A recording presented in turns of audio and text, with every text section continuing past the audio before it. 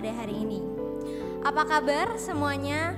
Kiranya Tuhan Yesus juga menyertai ibadah kita dan kiranya kabar kita semua di sini juga sehat dan baik untuk memulai ibadah pada hari ini. Ibadah hari ini akan dilayani oleh Bapak Pendeta Emeritus Cita Erbain STH dengan tema dimateraikan dengan Roh Kudus.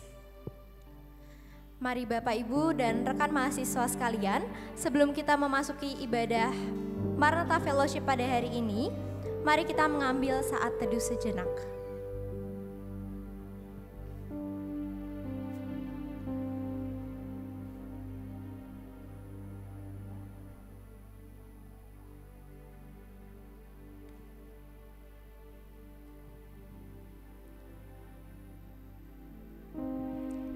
Ayat pembimbing untuk ibadah kita pada hari ini diambil dari Yehezkiel 36 ayatnya yang ke-27.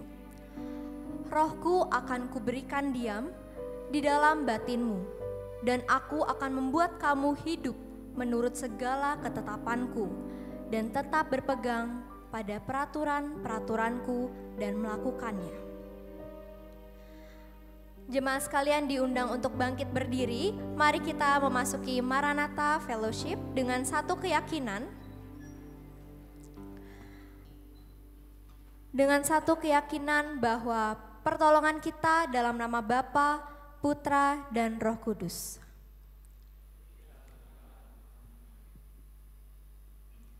Untuk mengawali ibadah kita pada hari ini, kita meyakini juga bahwa Tuhan Allah hadir di tempat ini bersama-sama dengan kita, dan marilah kita bersama-sama menyanyikan lagu Tuhan Allah hadir di sini dari KJ 17.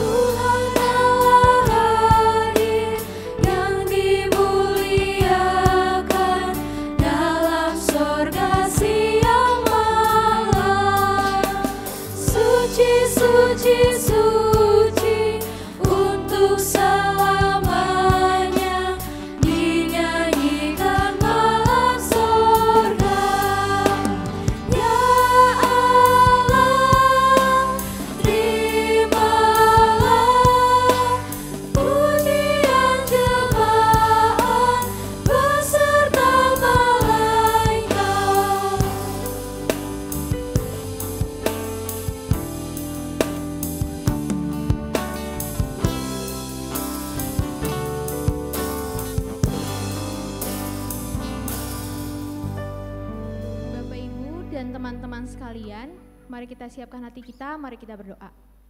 Tuhan Yesus, terima kasih Tuhan untuk segala berkat dan anugerah yang Kau berikan kepada kami pada hari ini, sehingga kami juga bisa bertemu di Maranatha Fellowship.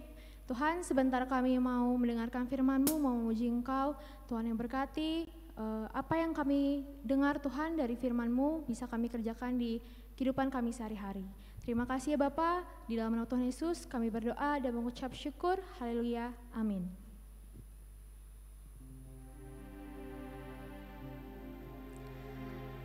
Mari jemaat sekalian kita kembali menyadari dan juga merenungkannya dalam hati kita bagaimana Roh Kudus hadir di tempat ini dan mengalir di bait sucinya. Mari kita menyanyikan lagu Roh Kudus hadir di sini.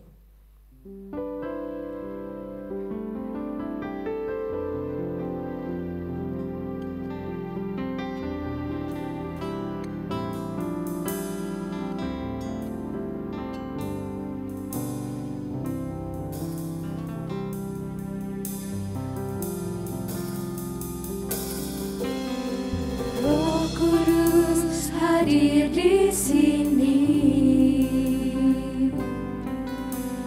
mengalir di bait suci. Perkara ajaib pun terjadi, kuasa mujizat nyata, karena Roh Allah sedang bekerja. Tiada yang mustahil dan tiada yang sukar bila Roh Allah turut bekerja. Tiada yang mustahil bagi orang percaya bila Roh Allah turut bekerja di antara kita.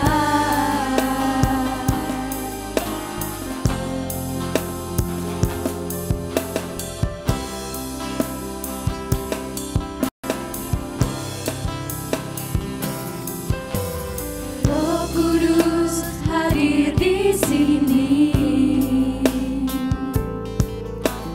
mengalir di bait suci. Perkara ajaib pun terjadi, kuasa mujizat nyata, karena Roh Allah sedang bekerja.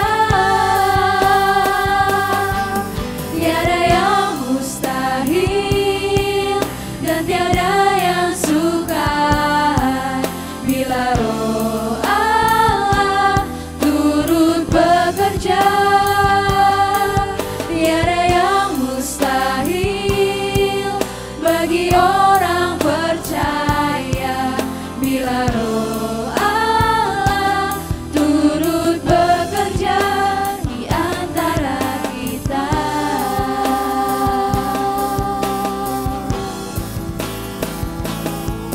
Tiada yang mustahil dan tiada yang sukar bila Roh Allah turut bekerja. Tiada yang mustahil bagi orang percaya bila Roh Allah turut bekerja di antara kita. Bila Roh Allah turut bekerja di antara kita. Bila Roh Allah turut bekerja di antara kita.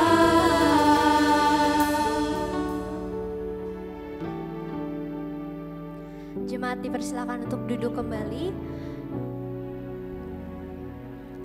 Kita akan menyiapkan hati kita untuk mendengarkan firman Tuhan. Dan untuk menyiapkan hati kita, mari kita kembali menghayati dan merenungkan dalam hati kita bagaimana kemuliaan Allah Bapa dan kemuliaan Putra dan Roh Kudus-Nya menyertai kita sepanjang kehidupan kita. Dan kiranya melalui ibadah ini dan penuturan firman Tuhan yang nanti akan diberikan juga, kita bisa memasukkannya dalam hati dan melakukannya di keseharian kita juga. Mari kita menyiapkan hati kita sambil menyanyikan lagu dari KJ 242, Muliakan Allah Bapa.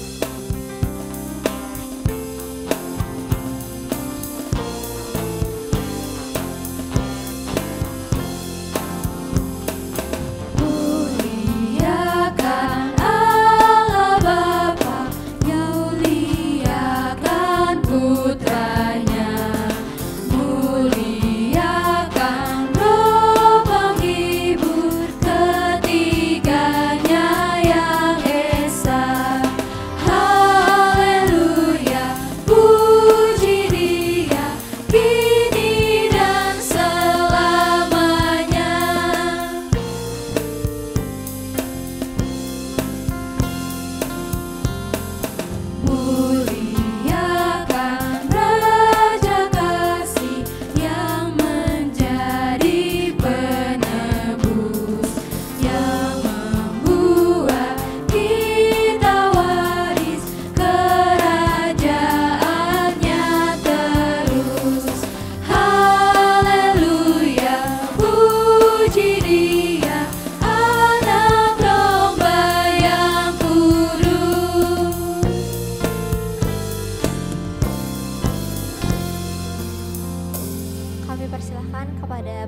Pendeta Emeritus Sita Erbain untuk menyampaikan dan membawakan firman Tuhan.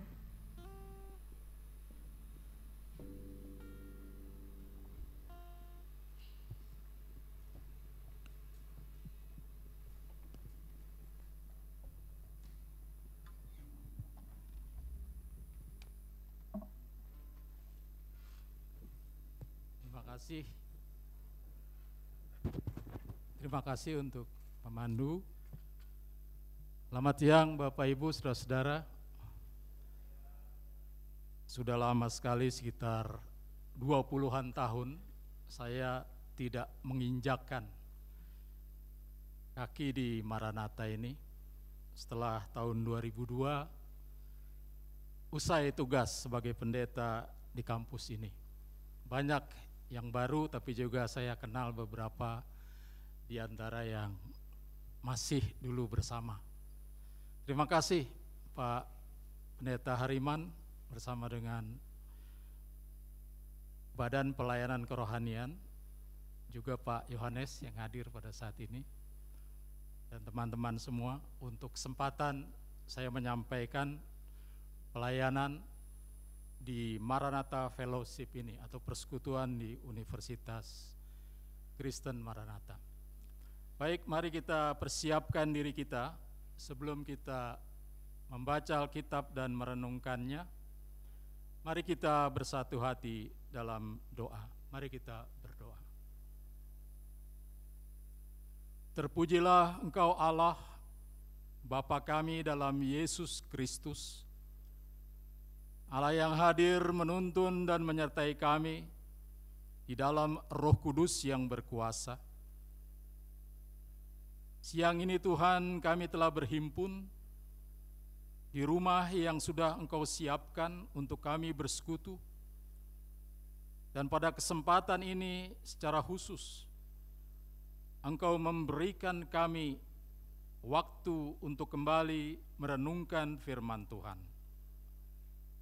Kami hendak membaca Alkitab dan bersama-sama mendalaminya. Biarlah kiranya dalam keterbatasan yang ada pada diri kami semua, kami Tuhan kuatkan, Tuhan topang dengan Roh Kudus, hingga kami semua dapat mendengarkan firman Tuhan dengan baik, menangkap pesan-pesan bermakna dari dalamnya, yang dapat kami gunakan, kami praktikan dalam kehidupan sehari-hari, dalam berbagai peran dan fungsi kami di tengah-tengah kehidupan, khususnya di lembaga pendidikan tinggi Universitas Kristen Maranatha ini. Terima kasih ya Tuhan untuk kesempatan ini. Inilah doa syukur dan permohonan kami yang kami bawa hanya kepadamu dalam kasih karunia Tuhan Yesus Kristus. Amin. Saudara-saudaraku di dalam Tuhan, tema yang diberikan untuk persekutuan kita pada hari ini adalah dimeteraikan dengan Roh Kudus, atau dimeteraikan oleh Roh Kudus berdasarkan surat Rasul Paulus kepada jemaat di Efesus, pasalnya yang pertama, ayatnya yang ke-7 sampai dengan yang ke-14. Efesus pasal 1 ayat 7 sampai dengan 14, sebagai bagian dari perikop kekayaan orang-orang yang terpilih. Beginilah firman Tuhan. Sebab di dalam Dia kita beroleh penebusan melalui darahnya, yaitu pengampunan atas pelanggaran menurut kekayaan anugerahnya, yang dilimpahkannya kepada kita dalam segala hikmat dan pengertian. Sebab Ia telah menyatakan rahasia kehendaknya kepada kita, sesuai dengan rencana kerelaannya, yaitu rencana kerelaan yang dari semula telah ditetapkannya di dalam Kristus sebagai persiapan kegenapan waktu untuk mempersatukan di dalam Kristus sebagai kepala segala sesuatu, baik yang di surga maupun yang di bumi. Di dalam Dialah kami diberi warisan, kita yang dari semula sudah dipilihnya sesuai dengan maksud Allah yang mengerjakan segala sesuatu menurut keputusan kehendak-Nya, supaya kami yang sebelumnya telah menaruh harapan pada Kristus boleh menjadi puji-pujian bagi kemuliaan-Nya. Di dalam Dia kamu juga, karena kamu telah mendengar firman kebenaran, yaitu Injil keselamatanmu, di dalam Dia kamu juga, ketika kamu percaya, dimeteraikan dengan Roh Kudus yang dijanjikannya itu. Roh Kudus itulah jaminan warisan kita sampai kita memperoleh penebusan yang menjadikan kita milik Allah untuk memuji kemuliaan-Nya. Demikian firman Tuhan pada hari ini. Berbahagialah kita yang mendengarkan firman Tuhan, memeliharanya dan melakukannya di dalam hidup sehari-hari. Terpujilah Kristus. Saudara, saya membuat kerangka yang ada memang sangat mendadak, seperti yang terpampang pada layar di depan kita ini. Saya ingin memulai renungan ini, saudara, dengan sebuah penegasan bahwa identitas kekristenan yang disandang oleh seseorang atau oleh setiap pribadi, maka secara imaniah identitas itu diabsahkan dengan tanda tertentu. Secara imaniah diabsahkan dengan tanda tertentu. Tanda yang bagaimana, saudara? Tanda tertentu yang bermakna anugerah Allah. Saya ambil satu contoh dalam praktik kehidupan kekristenan kita di gereja, misalnya baptisan, saudara. Itu merupakan tanda bermakna berupa ritual yang sakral sebagai anugerah dari Allah. Anugerah pengampunan dan kemudian keselamatan Allah yang diterima dan direspons oleh manusia berupa pertobatan serta percaya kepada Allah dalam Kristus. Makanya di gereja kita dalam praktik baptisan itu selalu dipersiapkan. Kalau anak-anak, orang tuanya dipersiapkan. Kalau kita yang dibaptis dewasa, kita dipersiapkan sebegitu rupa. Dengan sebuah tuntunan arahan bahwa baptisan yang akan kita terima itu adalah bermakna anugerah dari Allah kepada manusia, kepada kita, yang meresponnya dengan kita menyerahkan diri pada baptisan itu. Saudara, di masa perjanjian baru, makna ini ditegaskan secara kuat, misalnya oleh Yohanes Pembaptis. Dia menyuarakan bagaimana anugerah Allah itu hadir, ditawarkan kepada manusia, dan manusia dipanggil untuk memasuki pertobatan itu. Pengampunan dan pertobatan kemudian ditandai dengan tanda bermakna tadi, yakni baptisan, yang pada zaman itu dibaptis secara selam di Sungai Yordan, saudara. Oleh Yohanes ditegaskan makna tersebut, juga kemudian menjadi panggilan yang diamanatkan oleh Tuhan kita Yesus Kristus dan kemudian diberlakukan oleh para rasulnya. Nah, dalam kehidupan gereja, ritual sakral bermakna seperti baptisan itu merupakan praktik yang biasa dilakukan, seperti tadi saya singgung, saudara. Meski bentuknya dan caranya beragam pada tiap gereja kita masing-masing, tidak apa-apa, tapi maknanya, esensinya tetap sama. Makna utamanya sama seperti yang telah disebutkan tadi, yakni anugerah pengampunan dan keselamatan Allah bagi manusia, dan respons pertobatan serta percaya kepada Allah di dalam Kristus. Kristus Juru Selamat, saudara. Jadi secara imaniah, saudara, kekristenan sebagai identitas yang disandang oleh seseorang, oleh kita sekalian saat ini, saudara, itu memang diabsahkan dengan tanda tertentu yang memuat makna anugerah Allah bagi manusia, seperti baptisan tadi. Jadi identitas kita secara imaniah bukan hanya ditunjukkan dengan hal-hal yang bersifat administratif. Dengan IKTP misalnya tertera, oh namanya si Anu, agamanya Kristen. Tidak cukup hanya itu. Juga tidak cukup hanya dengan akta-akta gerejawi yang ada, surat baptis, surat sidi, atau apapun juga, saudara. Tapi secara imaniah kita ditandai dengan tanda bermakna anugerah Allah. Seperti contohnya baptisan tadi, saudara. Saudaraku di dalam Tuhan, tema renungan pada persekutuan kebaktian kita hari ini, mari lihat yang kedua, slide yang kedua. Ya, tema renungan pada persekutuan kebaktian kita hari ini adalah dimeteraikan dengan Roh Kudus.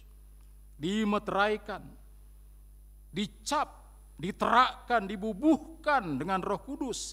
Itu didasari tentu pada bacaan Alkitab kita hari ini dari Efesus pasal 1 ayat 7 sampai 14, khususnya ayat 13 dan 14.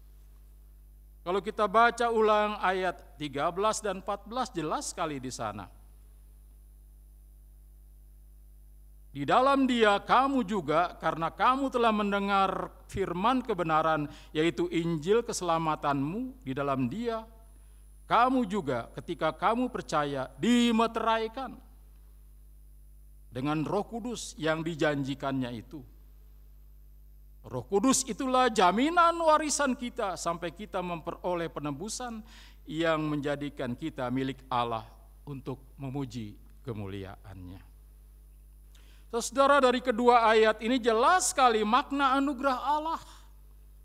Karena Roh Kudus adalah Roh Allah yang dicurahkan sesuai dengan janji Tuhan Yesus sebelum dan sesudah kenaikannya ke sorga. Pencurahan ini Allah berikan sebagai bukti yang sah. Kehadiran Allah yang menuntun manusia. Juga lebih dalam lagi sebagai pembuktian bahwa Allah itu Allah sejati yang hadir dalam Kristus. Bukti kehadiran Allah yang sah, yang menuntun manusia di dalam kehidupannya, yakni manusia yang percaya kepada Allah dalam Kristus Juru Selamat. Injil Yohanes banyak sekali menyaksikan tentang hal ini. Misalnya dengan sangat jelas menyatakan hal tersebut dalam pasal 15 ayat 26 dan 27 dan pasal 16 ayat 8 sampai dengan 15. Bahkan juga kita bisa bandingkan dengan Kisah Para Rasul pasal 2 ayat 1 sampai dengan 12 ketika terjadi peristiwa Pentakosta, pencurahan Roh Kudus. Nah saudara-saudara, Roh Kudus adalah anugerah Allah kepada kita manusia yang percaya kepadanya di dalam Kristus. Apa yang dinyatakan dalam Injil Yohanes dan juga kitab Kisah Para Rasul tadi kembali ditegaskan oleh Rasul Paulus dalam suratnya kepada jemaat di Efesus, seperti yang menjadi bahan bacaan Alkitab kita untuk kita renungkan pada hari ini. Yakni bagian yang kita baca dari pasal 1 ayat 7 sampai dengan 14, khususnya ayat 13 dan 14 tadi. Bahwa Roh Kudus itu diterakkan, Roh Kudus itu dibubuhkan sebagai meterai pada warga persekutuan Kristen di Efesus. Kenapa Rasul Paulus perlu menegaskan kembali hal ini, saudara? Rasul Paulus perlu menegaskan hal ini agar jemaat di Efesus tetap utuh bersatu. Utuh bersatu dan membaktikan diri hanya kepada Allah dalam Kristus. Kenapa ini perlu ditekankan, saudara?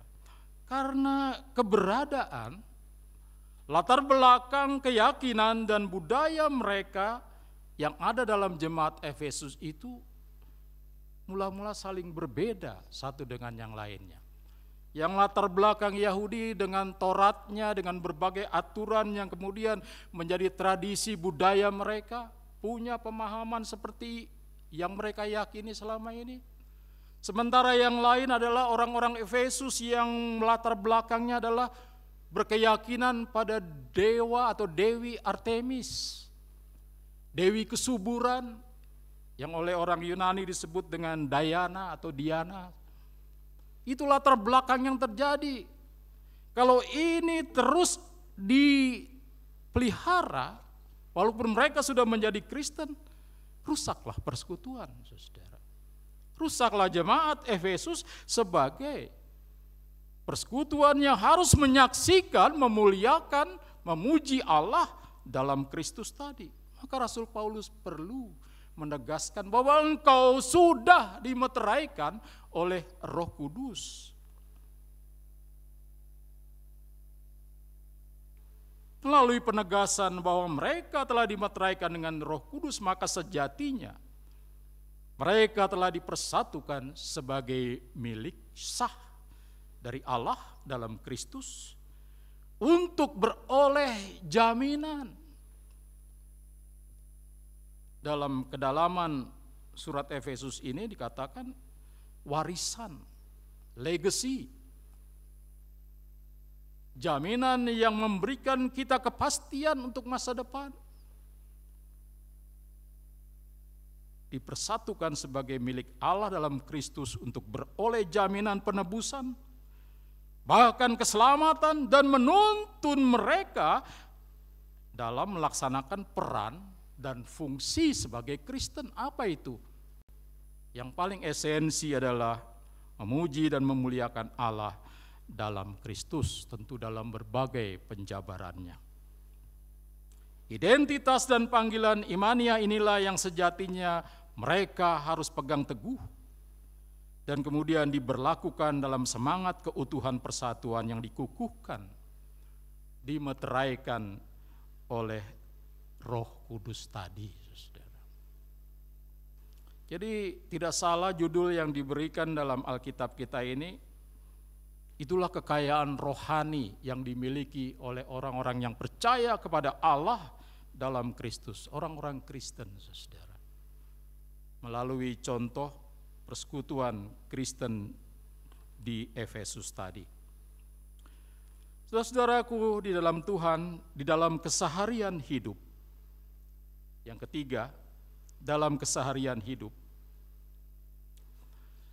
meterai memang merupakan tanda penguat dan bukti yang sah secara hukum terkait dengan hak atau kepemilikan seseorang. Itu meterai, saudara. Kita tahu sekali dalam keseharian hidup kita apa arti meterai itu bagi kehidupan secara sehari-hari, secara sosial. Juga sebagai tanda penguat dan bukti sah pemberian kuasa dari pihak tertentu kepada pihak tertentu lainnya untuk melaksanakan peran serta fungsi tertentu.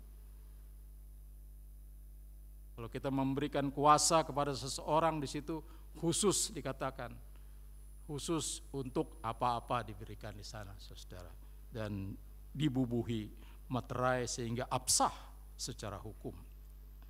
Dengan demikian, saudara, ketika Roh Kudus dikenakan laksana meterai bagi manusia, maka pengenaan ini bermakna bahwa manusia yang dimeteraikan dengan atau oleh Roh Kudus telah memiliki tanda dan bukti sah tentang hal-hal sebagaimana dinyatakan dalam ayat 13 dan 14 tadi. Penebusan, pengampunan, keselamatan, menjadi pewaris-pewaris yang dijamin untuk masa depan dalam keselamatan. asal kita memegang teguh itu hingga kesudahannya. Dan kemudian dalam waktu antara sampai kesudahannya itu, kita memberlakukan, mewujud nyatakan sikap tindak memuji dan memuliakan Allah dalam Kristus.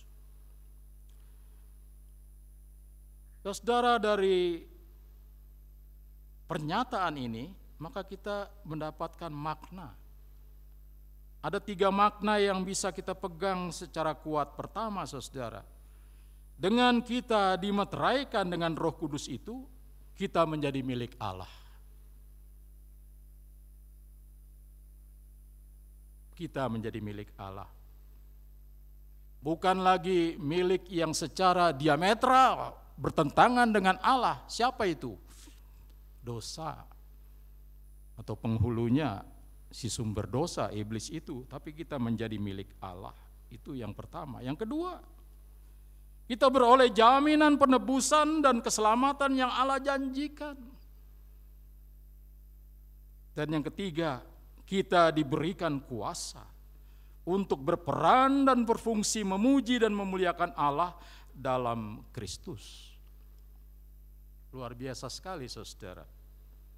Menjadi miliknya, diberi jaminan, diberikan kuasa untuk memuji dan memuliakan Allah.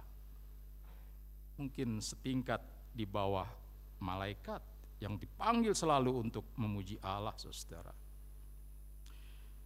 Nah, makna pertama dan kedua merupakan aspek imaniah yang harus dipegang teguh oleh setiap pribadi yang beriman kepada Allah dalam Kristus.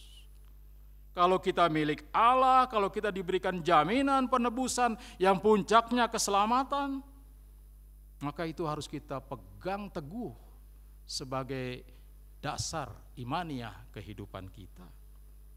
Sedangkan makna yang ketiga merupakan aspek praktisnya, saudara, yang harus kita berlakukan untuk diwujud nyatakan sebagai wujud nyata keberimanan kita tadi, bahwa kita milik Allah, bahwa kita beroleh jaminan masa depan dalam keselamatan kekal. Maka untuk itu, dengan landasan itu, kita mewujud nyatakannya secara praktis dalam kehidupan kita sebagai tanda bukti kita beriman kepada Allah dalam Kristus. Ketiga makna tanda bukti sah pemeteraian Roh Kudus itu sejatinya harus menjadi komitmen, saudara. Menjadi komitmen selaku pribadi-pribadi yang percaya kepada Allah dalam Kristus. Komitmen dalam beriman dan komitmen dalam mewujud nyatakan keberimanan itu demi kepujian dan kemuliaan namanya. Kedua komitmen ini tentu saja setara pentingnya. Jangan kita memisah-misahkannya satu sama lain. Aku lebih mementingkan kehidupan beriman. Prakteknya itu soal urusanku dengan Allah, orang lain gak usah tahu. Tidak, saudara. Ketiganya merupakan hal yang bersifat komplementer, saling melengkapi satu dengan yang lain. Kedua komitmen ini setara pentingnya. Keduanya saling melengkapi. Komitmen beriman teguh kepada Allah dalam Kristus sebagai landasan dasarnya, dan komitmen mewujud nyatakan keberimanan itu adalah hal praktis yang harus kita berlakukan hingga terlihat secara nyata dalam keseharian hidup yang kita jalani. Saudara, di dalam Tuhan, di lingkup kerja kita, yang keempat, di Universitas Kristen Maranatha ini, peran dan fungsi kita memang terbagi-bagi, terdiferensiasi, saudara. Ada mahasiswa, mahasiswi, ada karyawan, administrasi, ada dosen, ada pengurus yayasan, dan lain-lain sebagainya. Itu baru pembagian yang bersifat global. Belum lagi kalau kita membaginya secara fungsi, saudara. Ada jabatan ini, jabatan itu, dan sebagainya, saudara. Kita memang terdiferensiasi dalam berbagai lingkup fungsi peran dan fungsi kita. Seperti tadi, mahasiswa, karyawan, dosen, dan lain-lain. Namun menurut firman Tuhan pada hari ini, status kita adalah sama, saudara. Status kita adalah sama. Yakni sebagai pribadi-pribadi milik Allah dalam Kristus yang dimeteraikan dengan atau oleh Roh Kudus. Maka dalam kesadaran imaniah inilah kita jalani secara benar dan secara baik peran dan fungsi kita. Yang masing-masing tadi di lingkup kerja kita, di lingkup pendidikan tinggi di mana kita hadir sebagai warganya. Civitas Akademika di tempat ini, Universitas Kristen Maranatha yang kita cintai ini. Kalau kita mahasiswa, maka jalanilah peran dan fungsi kita sebagai mahasiswa yang benar, yang baik. Tengah-tengah perkembangan teknologi yang luar biasa saat ini, mari gunakan teknologi dengan bijak. Saya pernah mendapat pembelajaran dari seorang dosen di Maranatha ini tentang apa itu? Kecerdasan buatan. Wah, ini menantang kita, saudara. Sebagai pendeta katanya mau nyusun khotbah 3 menit juga jadi, saudara. Minta aja judulnya, jadi. Waduh. Itu bukan pendeta yang benar dan baik, saudara. Dia harus mendalami firman Tuhan dengan tuntunan Roh Kudus, bukan tuntunan teknologi seperti itu. Saya bukan anti teknologi, tapi kita harus menggunakannya dengan bijak, dengan benar dan baik, saudara. Mahasiswa pun demikian. Sebagai dosen, mari kita lakukan juga peran dan fungsi kita dengan benar dan baik. Sebagai karyawan, demikian juga. Kita jalani peran dan fungsi kita dengan benar dan baik. Dan semua itu kita muarakan dengan satu komitmen.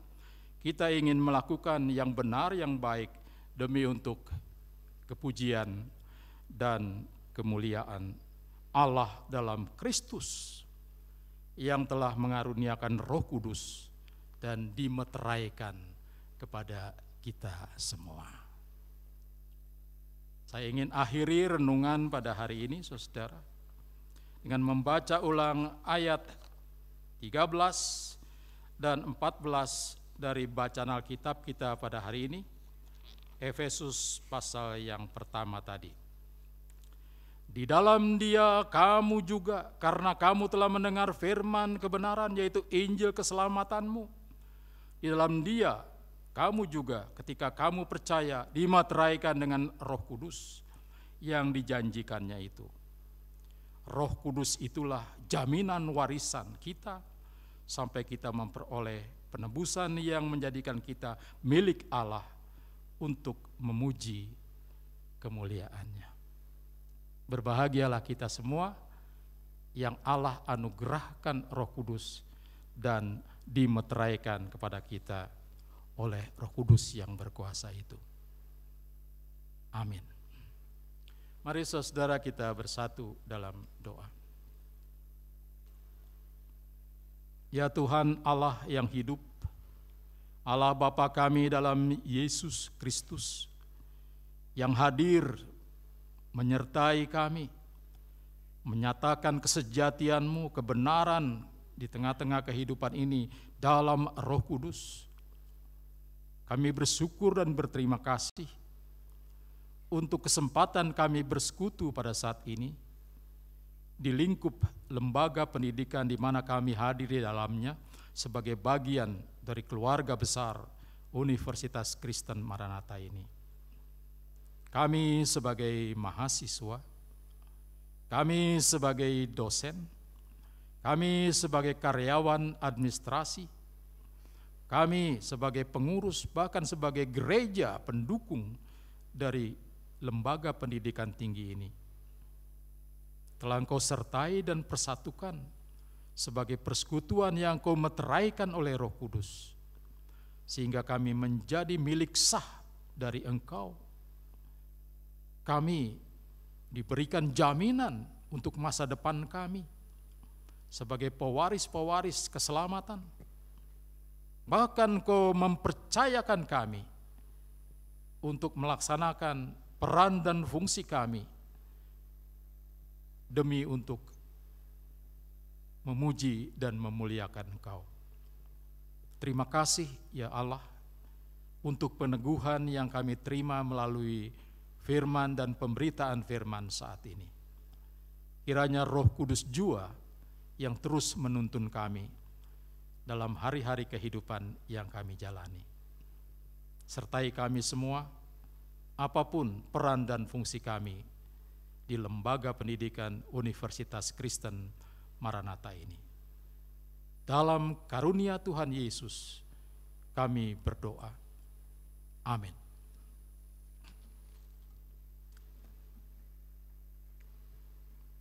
Baik, kepada Bapak Pendeta mungkin boleh tetap bersama dengan kami. Kita akan melakukan diskusi interaktif terlebih dahulu.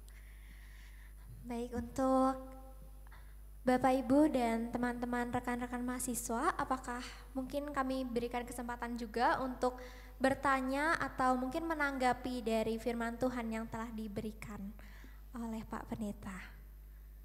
Oh, boleh, silakan. Di sebelah sana. Boleh berdiri aja, Kak.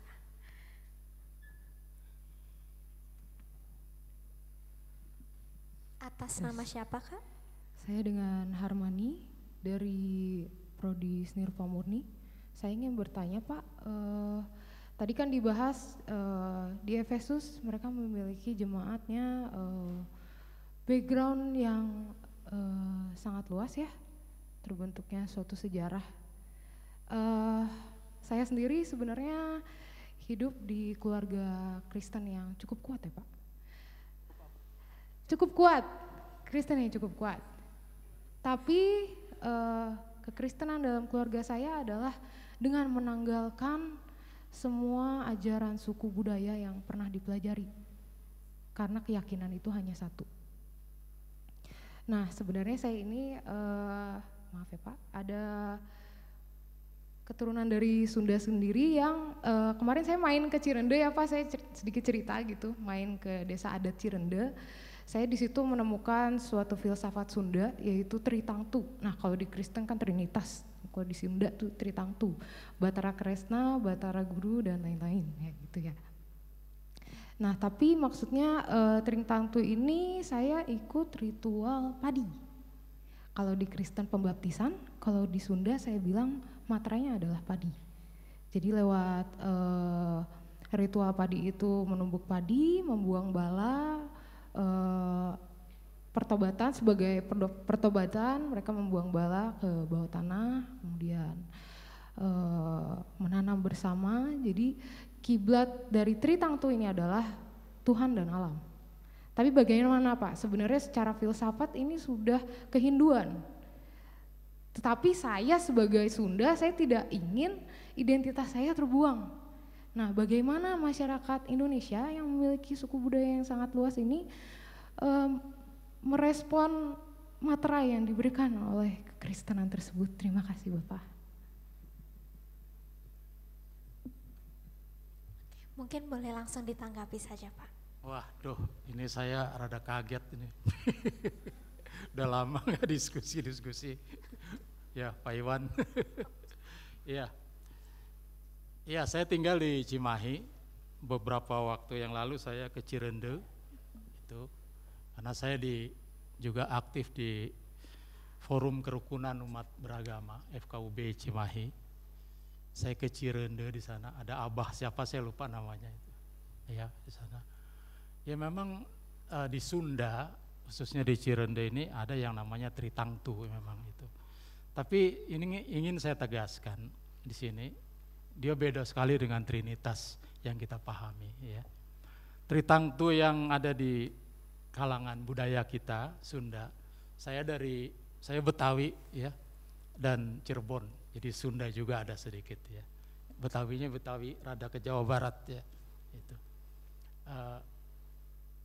Tritangtu dalam budaya kita itu lebih kepada upaya-upaya untuk menata kehidupan pribadi dan sosial sebenarnya. Ya. Tadi makanya dikaitkan dengan padi dan sebagainya ya itu. Jadi lebih kepada bukan sebuah relasi imaniah di mana Tritangtu itu yang satu adalah Allah Bapa, yang satu adalah Yesus Kristus, dan yang satu Roh Kudus. Tapi dia lebih pada penataan etika, moral, sosial, pribadi dan lain sebagainya. Itu saya pikir. Jadi, tapi itu bukan berarti tidak baik, tapi tidak setara lah begitu ya. Tritangtu itu dengan Trinitas. Kalau Trinitas kan Allah yang hadir dalam hakikat, dalam 3 pribadi yang bekerja di tengah-tengah kehidupan ini. Allah Bapa, Anak dan Roh Kudus. Tidak apa-apa kita mengembangkan pola budaya kita, asal jangan berbenturan dengan keyakinan kita kepada Allah Bapa, Yesus Kristus dan Roh Kudus itu. Tritangtu tentu baik untuk kehidupan sosial, kemasyarakatan, etika moral kita sebagai bagian dari masyarakat di mana kita berakar dan kita hidup. Saya kira itu ya. Nanti kapan-kapan ketemu di Cirende ya. Itu. Terima kasih. Itu. Baik, terima kasih Pak. Sudah terjawab ya Kak? Oke, baik. Dari Bapak Ibu sekalian, oke, di sebelah atas sana, Chris. Baik, untuk informasi juga untuk diskusi ini mungkin kami batasi juga untuk 2 orang penanya dan penanggap. Jadi mungkin habis ini kita akan sudahi sesi diskusi interaktif. Boleh silahkan Kak dari namanya dulu. Sebelumnya perkenalkan, nama saya Rainer dari Fakultas Bahasa Budaya. Di sini saya mempunyai 2 pertanyaan, tetapi 1 pertanyaannya saya pikir sudah terjawab oleh Bapak karena pertanyaan saya itu cukup sama dengan teman yang di sana, yang dimana saya juga dari kecil, sebelumnya saya berasal dari Papua, khususnya dari Kabupaten Biak Numfor. Sebelumnya latar belakang saya dilahirkan dan dibesarkan oleh budaya yang sangat cukup kuat, dan saya sangat cinta budaya saya, yang dimana dari kecil itu saya selalu diajarkan dari bagaimana sebagai seorang anak laki-laki yang dimana harus mengenal budaya, baik itu dari silsilah keluarga, baik dari sejarah, baik dari apapun itu. Dan salah satu hobi saya yang berkaitan dengan budaya adalah tarian. Nah, tetapi di sisi lain orang tua saya juga mungkin lebih khususnya orang tua ibu yang lebih cukup rohaninya kuat, lebih khusus rohaninya kuat. Kalau orang tua dari bapak itu lebih ke budaya. Jadi saya pikir ini agak sedikit bertentang. Yang dimana bapak saya itu selalu mengajarkan saya untuk mencintai budaya, tetapi ibu saya mengajarkan untuk kita boleh mencintai budaya kita seperti yang tadi sudah dikatakan oleh Bapak Pendeta, bahwa tetapi itu tidak boleh berbenturan. Yang dimana yang saya mau jadikan contoh kasusnya, di mana di daerah saya di Papua itu ada sebuah tarian yang bernama Apen Bayeren. Sekedar informasi buat teman-teman, tarian itu di mana kita diajarkan untuk menunjukkan kejantanan bahwa kita harus bisa berjalan di atas bara api. Tetapi negatifnya itu saya melihat bahwa itu ada ritual-ritualnya, seperti kita harus malam suntuk dan berdoa oleh arwah-arwah nenek moyang. Nah, di situ mama saya mengajarkan bahwa ketika kita sudah mengenal Tuhan, baik itu budaya yang buruk, kita harus lepaskan. Tetapi di sisi lain saya sering berpikir bahwa sebenarnya bagaimana cara kita untuk lebih bijak lagi untuk bisa membedakan mana yang buruk dan mana yang baik. Karena saya berpikir bahwa pada zaman dahulu kan ketika setiap ras atau suku itu mengenal Tuhan pasti berasalnya dari filosofi budayanya. Mungkin itu pertanyaan pertama saya. Untuk pertanyaan yang kedua, tadi saya mendengar bahwa dan mengutip kata-kata dari Bapak bahwa kita ketika mau membuat firman harus meminta tuntunan daripada Roh Kudus. Tidak boleh asal menggunakan teknologi saja ya Pak. Mohon koreksi jika salah. Tanggapan saya adalah mungkin saya teringat sebuah firman Tuhan yang mengatakan Allah turut bekerja dalam segala sesuatu untuk mendatangkan kebaikan. Mungkin saya pikir salah satunya kita bisa menggunakan teknologi itu untuk mendatangkan kebaikan Tuhan, yang dimana kita bisa menggunakan itu, apalagi sebagai mahasiswa ya, kita bisa menggunakan itu untuk searching, untuk melakukan presentasi atau tidak kita dipercayakan untuk mengambil firman Tuhan. Nah, terus saya minta pendapat Bapak. Menurut Bapak sendiri yang dimaksud tuntunan Roh Kudus itu seperti apa? Terima kasih, sekian dari saya. Oke, mungkin boleh langsung ditanggapi saja Pak. Ya, Silahkan. yang pertama ya memang selalu Injil dan budaya itu berada pada ketegangan dari dulu ya. Rasul Paulus mengapa begitu keras kepada sebagian warganya atau seluruh warganya di Efesus itu, karena mereka menjadikan budaya mereka terutama itu sebagai andalan. Itu persoalannya sebenarnya. Orang-orang yang berlatar belakang Yahudi itu menjadikan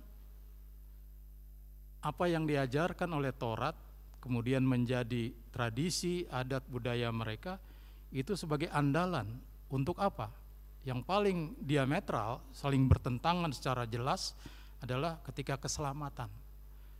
Dengan itu maka mereka selamat.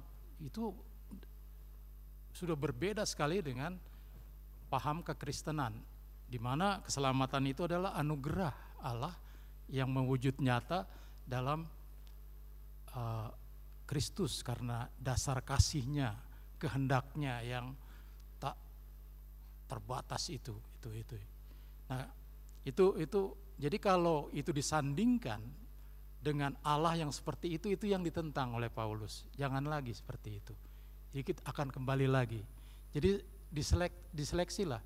Kedisiplinan, kesetiaan itu yang diambil nilai-nilai itu. Kenapa enggak dikenakan untuk Allah? Itu yang Rasul Paulus inginkan.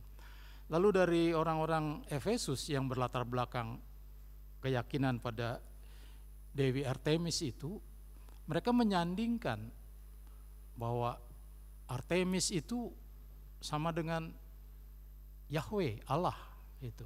Itu yang ditentang oleh Paulus. Lah kalau begitu di mana letak kualitas Allah itu dibandingkan dengan Artemis, Dewi kesuburan itu. Itu yang dilarang. Jadi sekali lagi, bagaimana kita menyikapi budaya yang kita miliki, bukan anti, tapi saya lebih memilih selektif ya. Ya, kita menseleksi mana yang baik itu. Ya. Muaranya adalah muliakanlah Allah itu. Pujilah Dia di atas segala hal. Yang kedua, saya tidak anti teknologi. Saya buat itu juga pakai teknologi tadi, tapi tidak pakai intelektual artificial ya itu, atau terbalik ya itu. Bukan itu. Yang saya maksud adalah gunakanlah teknologi itu dengan bijak, dengan bijaksana, dengan baik. Betul, Allah itu bekerja dalam segala sesuatu.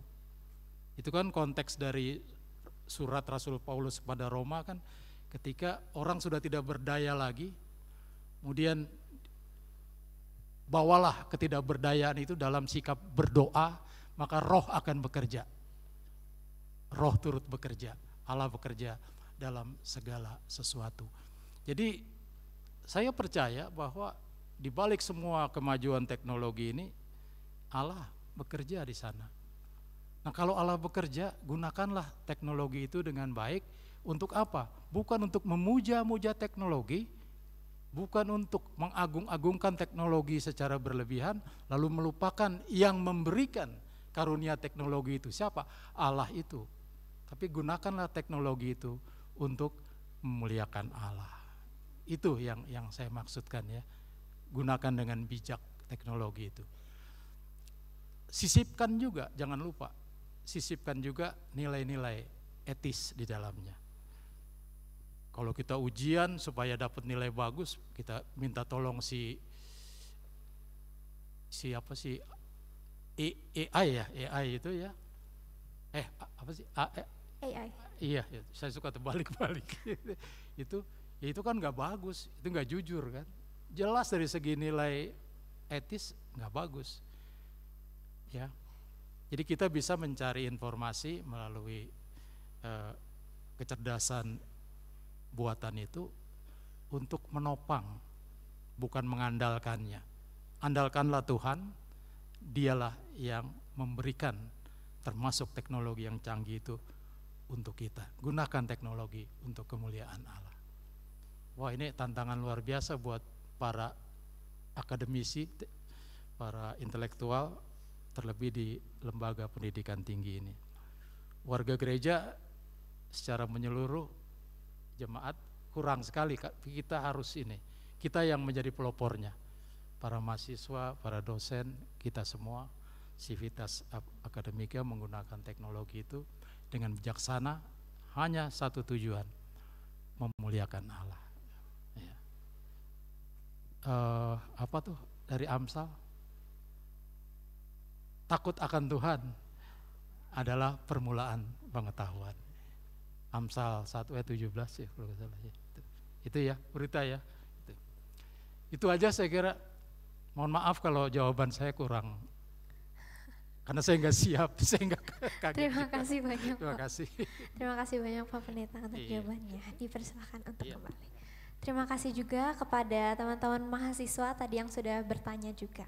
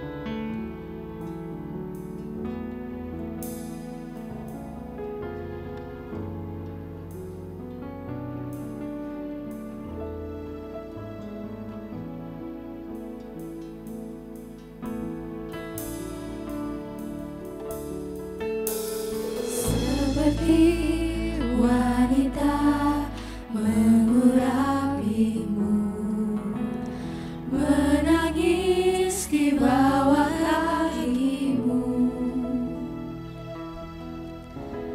Demikian hidupku mau mengasihimu, Yesus, Engkau baik bagiku sampai akhir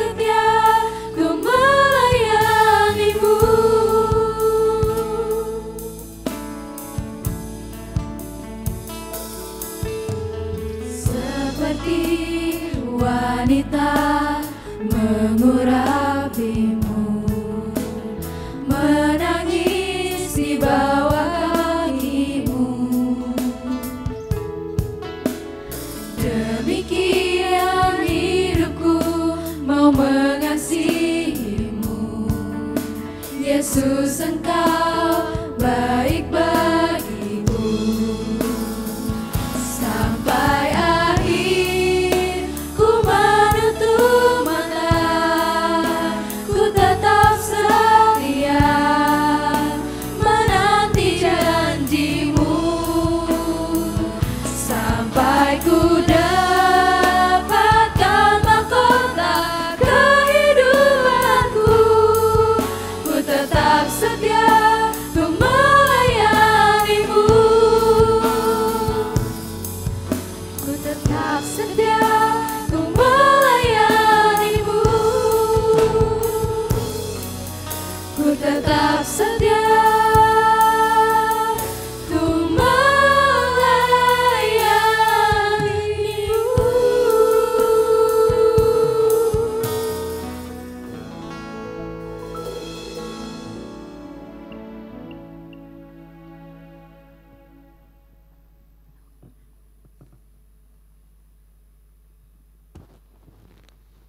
Marilah kita menaikkan doa syafaat kita kepada Tuhan.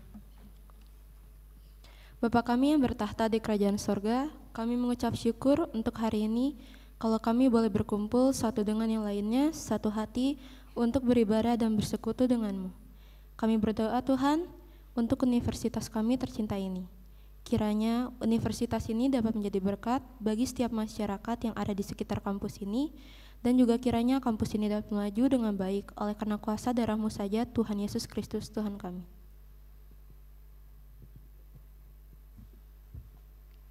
Dan juga kami berdoa untuk setiap sivitas akademika, bila ada kesakitan tubuh, kiranya Engkau menjamah, mengkuduskan dan menyucikan kembali tubuh yang sakit, agar dapat pelayanan kembali dengan baik bersama Engkau ya Bapa. Dan juga kami mau berdoa untuk Bapak, Ibu, atau rekan-rekan kami yang sedang berulang tahun, kiranya dipertambahkan umur, didapat menjadi pelita bagi sekitar kami, dan menjadi perpanjangan tangan Engkau untuk menolong orang lain.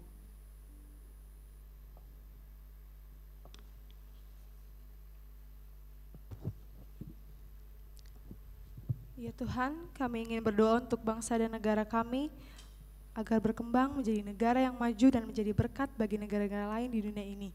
Bantulah bangsa ini agar dijauhkan dari segala macam bencana, malapetaka hingga perpecahan antara suku dan agama. Persatukan kami ya Tuhan, karena sejatinya kami merupakan sesuatu kesatuan, yaitu bangsa Indonesia. Ajarlah kami untuk saling menghormati satu dengan yang lain, supaya kami bisa menjaga toleransi yang selama ini tetap terjaga. Kami juga mendoakan seluruh pemimpin bangsa ini Tuhan, mulai dari Presiden, Wakil Presiden, anggota DPR, dan jajaran menteri, agar selalu diberikan hikmat dan kebijaksanaan dalam memimpin bangsa ini. Biarlah mereka mampu menjalankan pekerjaan sesuai dengan kehendak-Mu. Bapa di surga, sungguh ada banyak hal yang ingin kami sampaikan, namun kami percaya Engkau telah mengetahui semuanya. Maka biarlah pergumulan ini kami cukupkan sampai di sini sesuai kehendak-Mu. Biarlah segala hal baik datang kepada kami dan segala hal buruk Engkau hilangkan dari bangsa dan negara ini. Inilah doa kami ya Tuhan, kiranya Engkau mengampuni segala dosa dan kesalahan kami, mampukan kami untuk selalu bersyukur dan bersukacita atas berkat-Mu yang terjadi di dalam kami. Terima kasih Tuhan, hanya di dalam nama Tuhan Yesus kami telah berdoa dan mengucap syukur. Haleluya. Amin.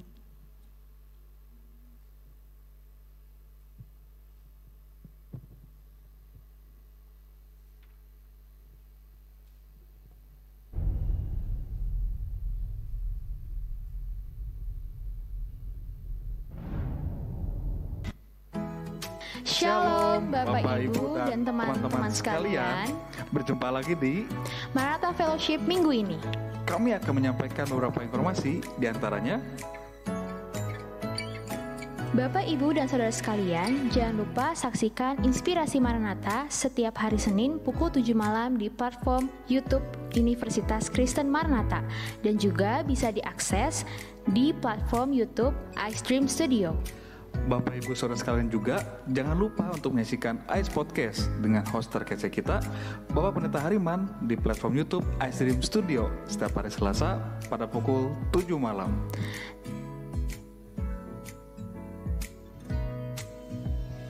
Teman-teman mahasiswa, Bapak, Ibu, dan rekan-rekan, mari sama-sama kita merenungkan firman Tuhan setiap harinya. Dan renungan dapat disaksikan di Instagram bpk.maranatha dan platform YouTube iStream Studio. Untuk teman-teman, mahasiswa dan rekan-rekan, atau juga Bapak Ibu yang rindu untuk melayani, dapat mendaftarkan diri melalui nomor WhatsApp yang tertera di layar ini. Kami mengucapkan selamat ulang tahun untuk Bapak, Ibu yang berulang tahun di bulan ini ataupun di minggu ini. Kiranya Tuhan memberikan sukacita, berkat yang melimpah, serta damai sejahtera yang daripada Tuhan. Kami juga mengajak Bapak Ibu yang memiliki keinginan untuk pelayanan di bidang suara. Bapak Ibu dapat mengikuti latihan Serafim Choir setiap hari Selasa pada pukul 5 sore di Studio Serafim GWM lantai 1. Jangan lupa untuk hadir kembali ya di Maranatha Fellowship minggu depan di tempat dan jam yang sama.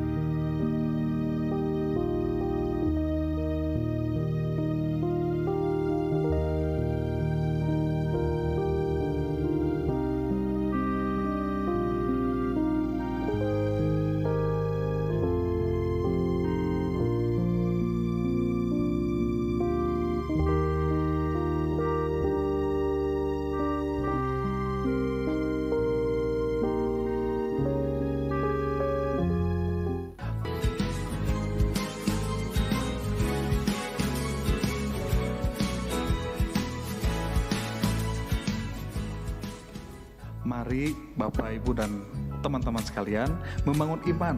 Kita tidak hanya melalui renungan dan ibadah, tetapi juga sharing dengan sesama melalui program Cell Group. Apabila ada hal yang ingin ditanyakan, dapat menghubungi nomor WhatsApp yang ada di layar atau bisa langsung datang ke Badan Pelayanan Kerohanian di GAP lantai 2. Sekian pengumuman Maranatha Fellowship minggu ini. Sampai berjumpa kembali di Maranatha Fellowship selanjutnya. Selamat beraktivitas. Tuhan Yesus memberkati. See you.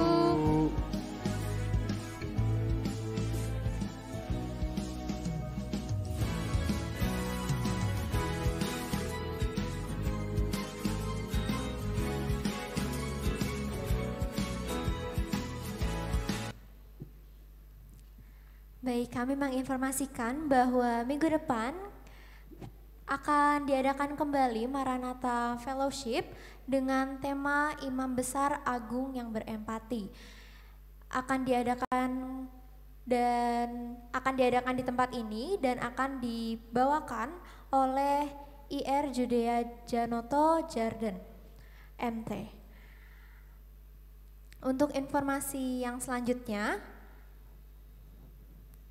informasi mengenai rangkaian Paskah, kami menginformasikan juga khususnya bahwa akan diadakan donor darah dalam rangkaian Paskah tahun ini. Jadi untuk Bapak Ibu serta teman-teman mahasiswa yang ingin mendonorkan darahnya juga bisa langsung untuk scan QR code yang ada tertera di depan. Dan informasi mengenai cell group, setiap bagian UKU dihimbau untuk menjalankan cell group masing-masing sesuai dengan jadwal yang sudah diatur. Dan selanjutnya kami juga menghimbau kepada Civitas untuk mengisi link evaluasi yang tertera pada layar.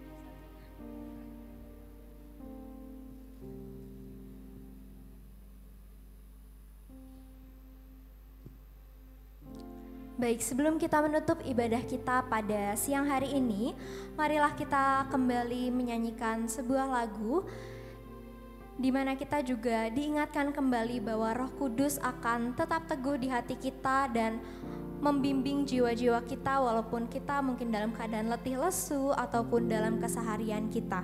Mari bersama-sama kita bangkit berdiri, kita menyanyikan lagu dari KJ 237, Roh Kudus tetap teguh.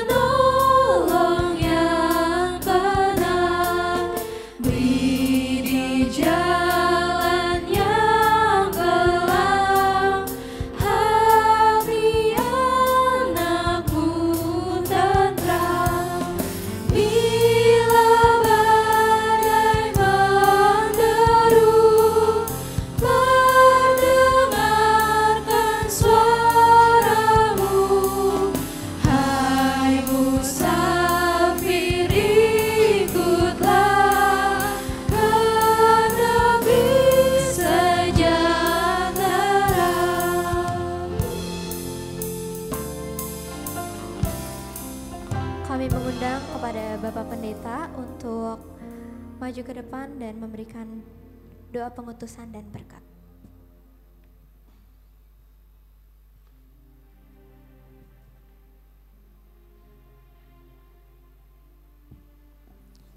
Mari saudara kita tutup persekutuan kita hari ini. Biarlah kiranya oleh pertolongan Tuhan jua, kami Tuhan tuntun terus untuk memberlakukan apa yang menjadi pesan kebenaran firman Tuhan pada hari ini. Di akhir, di penghujung persekutuan ini, teguhkanlah kami dengan berkat Tuhan. Kasih karunia Allah Bapa di dalam persekutuan Anak-Mu yang tunggal Yesus Kristus dan Roh Kudus, kiranya menyertai kami sekalian sekarang ini sampai selama-lamanya. Amin. Hosiana, Hosiana, Hosiana, Hosiana, Hosiana, amin, amin, amin. Jemaat sekalian dipersilakan untuk duduk kembali saat teduh bagi kita semua.